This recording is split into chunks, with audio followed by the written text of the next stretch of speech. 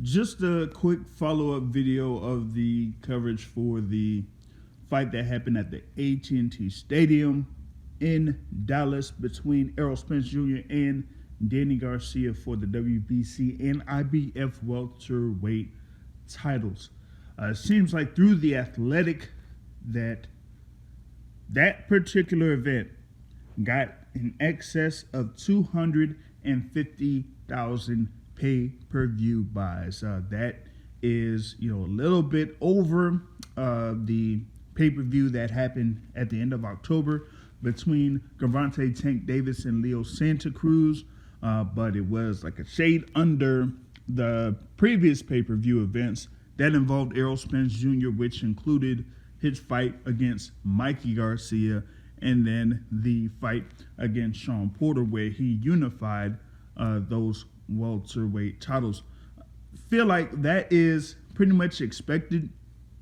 One, given the current circumstances that are, surrounding us, and given the actual fight itself. I mean, I think that with Danny Garcia, didn't necessarily feel like he was someone that kind of like, piqued the interest of, many boxing fans, so to speak.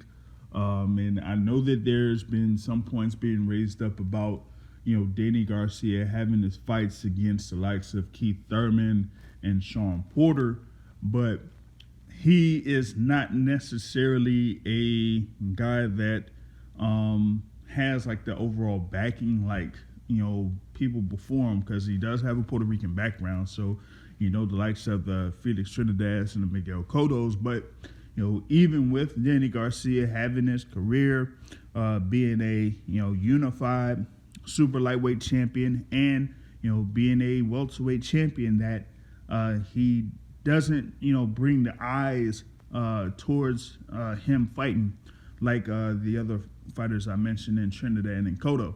So, going into this fight, not only having that base is one thing with Danny Garcia, but also the overall odds in the fight.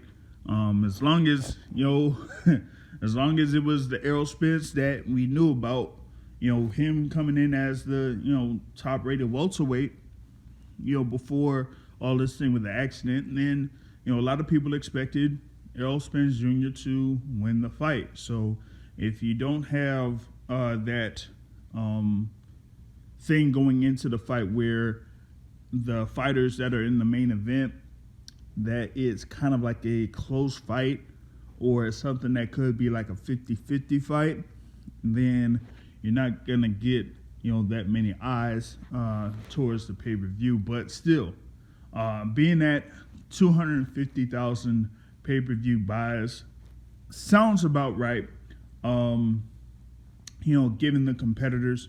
And we will basically look towards what is going to happen next with Errol Spence Jr. Know that there was some talk about what Manny Pacquiao had said immediately after the fight, and that things are leaning towards Manny Pacquiao and Errol Spence Jr.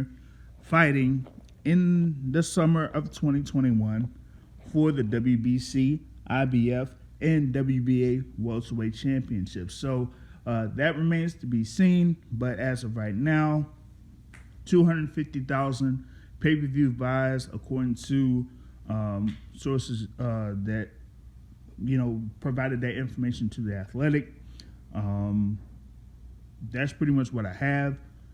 Be sure to subscribe to the YouTube channel here and hit the notification bell so that you get notifications when we have a new video posted up. We would greatly appreciate it.